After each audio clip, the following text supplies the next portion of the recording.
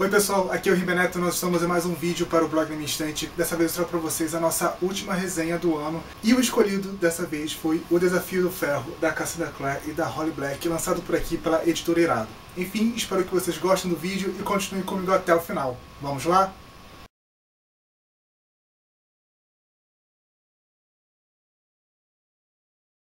Bom, para começar essa nossa vídeo resenha sobre o Desafio do Ferro, vamos falar um pouco sobre esse primeiro volume da série Magistério. No universo criado pela Holly Black e pela Cassandra Clare, os magos eles possuem o dom de controlar os elementos de natureza. Para aprenderem a controlar esses dons, os magos do universo da Cassandra Clare e da Holly, eles são enviados para um lugar chamado Magistério. Lá é como se fosse uma escola normal, onde cada mago vai ter um mestre exclusivo e esse mestre vai ensinar os elementos da magia e como controlar o ambiente para cada aprendiz dele. Entretanto, não são todos os magos que podem entrar no Magistério, apenas alguns que passarem numa prova muito grande, conhecida como o Desafio de Ferro. Nesse Desafio de Ferro, todos os jovens magos, ao completar 12 anos, vão para um lugar, eles são testados pelos magos do Magistério, e se eles alcançarem uma certa pontuação ou se eles demonstrarem um dom muito elevado, um desses magos vai convocar esse mago para ser aprendiz dele.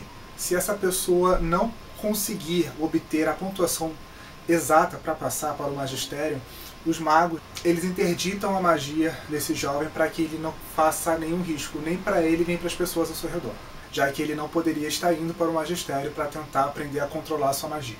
No começo do Desafio do Ferro, nós conhecemos o Callan Hunt. Callan sabe que é um mago, mas ao contrário de todos os outros magos, ele não quer passar no Desafio do Ferro, ele quer ter sua magia interditada pela Assembleia. Desde muito pequeno, o pai do Callan doutrinou o Callan a temer a magia. Ele fala que magos são pessoas cruéis que usam seus aprendizes. Então o Callan está com muito medo de passar nesse Desafio do Ferro e acabar parando no Magistério. Então ele arma um plano com o pai dele. Então no dia do Desafio do Ferro ele vai fazer de tudo para não passar no desafio e para não ser convocado a ser aprendiz de um dos magos. O problema é, o Callan tem uma magia muito latente. Então tudo que ele faz para não passar no Desafio do Ferro acaba voltando contra ele e ele sim acaba chamando a atenção. Então, completamente contrariado, o Callan vai acabar sendo convocado por um dos magos que executou o teste do Desafio do Ferro para ele. E ele vai se ver obrigado a ingressar no Magistério para aprender a controlar sua magia. A grande questão do livro é tentar entender por que o pai do Callan alienou o filho para o mundo de magia de onde eles vieram. No prólogo nós entendemos que o pai do Callan era um mago muito poderoso e que também houve uma grande guerra de magia no período que o Callan nasceu. Nessa guerra a mãe do Callan morreu e acabou deixando uma mensagem para o pai do Callan. E é devido a essa mensagem e à morte da esposa que ele acaba se refugiando com o filho no mundo não mágico e doutrinando o filho a temer a magia. Quando o Callan chega no Magistério, ele percebe que as coisas não são exatamente da maneira que o pai falou para ele. É um lugar grande, afastado do mundo, fácil de se perder, com lições que exigem muito dele, mas não é tão perigoso e tão assustador como o pai transparecia, e o Callan acaba gostando de frequentar o Magistério e acaba fazendo amigos lá. Então ele começa a tentar entender quais eram as razões do pai temer tanto ele entrar no Magistério, por que ele fez todos aqueles avisos, e por que ele ainda tenta interferir na vida escolar dele, mesmo o Callan já estando na escola e bem distante dele. Como vocês sabem, eu estava esperando bastante por O Desafio de Ferro, mas foi um livro que, quando eu li, eu tive sentimentos muito conflitantes e muito discrepantes. O primeiro deles é que eu adorei. Se eu disser que eu não gostei de O Magistério, eu vou estar mentindo. Eu curti muito a leitura. Fazia muito tempo que eu não lia um livro de fantasia e infanto-juvenil que me prendia tanto quanto O Desafio de Ferro. Mas a grande questão dele que me fez ficar tão dividido e pensando qual nota dar para ele e avaliar toda a minha leitura é que, sim, ele é uma versão americana de Harry Potter. Em nenhum momento eu vou poder negar isso, porque isso é algo explícito para qualquer um já a partir da sinopse. Toda a estrutura da série, toda a forma como ela é contada, remete aos livros da J.K. Rowling. Os protagonistas também são um trio, 2 garotos e uma garota. E a garota, é claro, é a mais inteligente do grupo, remetendo novamente ao Hermione e à série Harry Potter. Mesmo tentando deixar o Magisterium com características próprias e com uma hierarquia própria, um ensino próprio, você percebe que existem alguns elementos ali dentro que você para e pensa, cara, isso é muito J.K. Rowling, isso é muito Hogwarts. Talvez a maior ligação que os leitores possam fazer da série Magisterium com a série Harry Potter seja o vilão que nos é apresentado. Assim como o Lord Voldemort de J.K. Rowling, o inimigo da morte quer superar a morte, ele quer vencer a morte, ele quer ser imortal. Ele foi um Makar, um mago que consegue controlar o caos. E ele consegue tirar essa magia do nada e levar esse nada para as pessoas, tirando a vontade delas, as transformando basicamente em um zumbi. Logo no começo da história nós percebemos que a guerra que está acontecendo, essa guerra mágica que está rolando, é justamente para combater esse inimigo da morte. E no ponto em que a história começa, o inimigo da morte está em um estado desaparecido, já que houve uma trégua entre a Assembleia e o exército do inimigo da morte para que não houvesse mais guerra. Esse ponto, na motivação do vilão e como trabalhar o vilão, eu achei que elas poderiam ter se esforçado um pouquinho mais para se distanciar, porque eu acho que é o ponto que mais realmente linka com Harry Potter, que precisava de uma identidade maior. Mas em outros pontos eu achei que a série teve uma identidade e que soube me conquistar.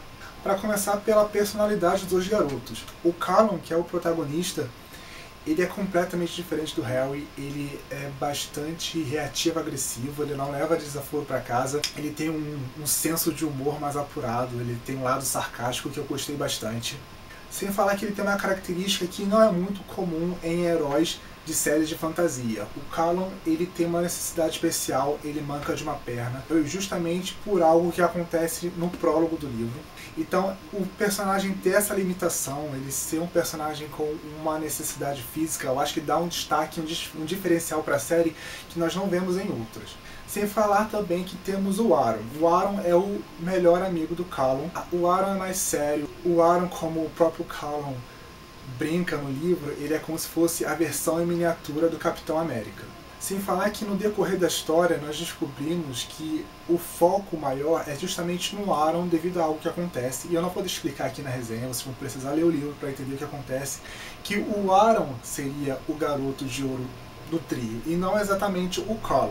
E esse destaque para o melhor amigo, fazendo o Callum basicamente o escudeiro dele, também foi um detalhe muito legal da história. Como eu disse lá no começo do vídeo, foi uma leitura muito divertida.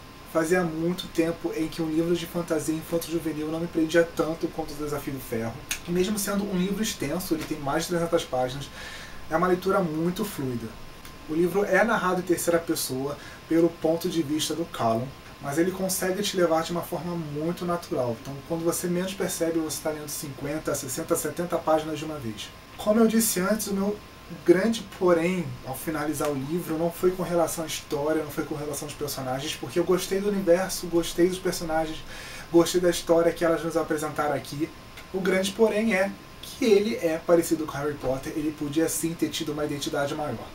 Mas eu acho que se você for ler o livro já tendo essa ideia na cabeça de que sim, ele é parecido com Harry Potter, mas vamos olhar as nuances, vamos ver onde ele é diferente, eu acho que dá para aproveitar muito mais a narrativa, muito mais a história, muito mais as oportunidades que o livro traz. E eu digo isso por mim mesmo, porque pelo começo do livro eu estava justamente vendo aonde ele era igual e aonde ele era diferente. Depois que eu falei, quer saber? Tanto faz. E eu me joguei na história, a história fluiu muito mais, eu mergulhei muito mais no universo que elas criaram e foi muito mais divertido. Por isso, eu dei 4 estrelas para o Desafio de Ferro, o primeiro volume da série Magisterium, escrito pela Holly Black e pela Cassandra Clare. Eu acho assim que, como infanto-juvenil, ele funciona muito bem, e se eu tivesse lido ele com meus 12, 13 anos, eu teria me encantado por essa história. E fica aqui minha dica, se você quiser ler um livro infanto-juvenil de fantasia que realmente te prenda, o Desafio de Ferro Magisterium realmente é uma ótima pedida. Bom pessoal, essa foi a nossa última resenha do ano aqui do canal Na Minha Estante. Eu espero de verdade que vocês tenham gostado. Se gostaram do vídeo, clique aqui embaixo em gostei, vai estar ajudando bastante ao canal e a pessoa que vos fala. Se você ainda não é inscrito no Na Minha Estante, se inscreva e seja muito bem-vindo ao canal. Curta a fanpage da Minha Estante lá no Facebook para estar por dentro de todas as novidades que eu descubro durante a semana e posto por lá. Eu também estou no Instagram e no Twitter. Os links vão estar aqui embaixo na caixa de informações para quem quiser me seguir. Bom, pessoal, se vocês já leram Magisterium, se vocês pretendem ler Magisterium, conta aqui nos comentários como foi a experiência de vocês com o livro. Bom, essa semana foi Natal, eu espero que vocês tenham aproveitado muito o dia. Semana que vem, no dia 31, vai ter a retrospectiva 2014, que eu faço todos os anos aqui no canal. Então nos vemos na véspera de Ano Novo com mais um vídeo. Muito obrigado por terem assistido até aqui, porque aqui foi o Hermeneto para mais um post do blog Na Minha Estante. Tchau! E até o nosso próximo encontro.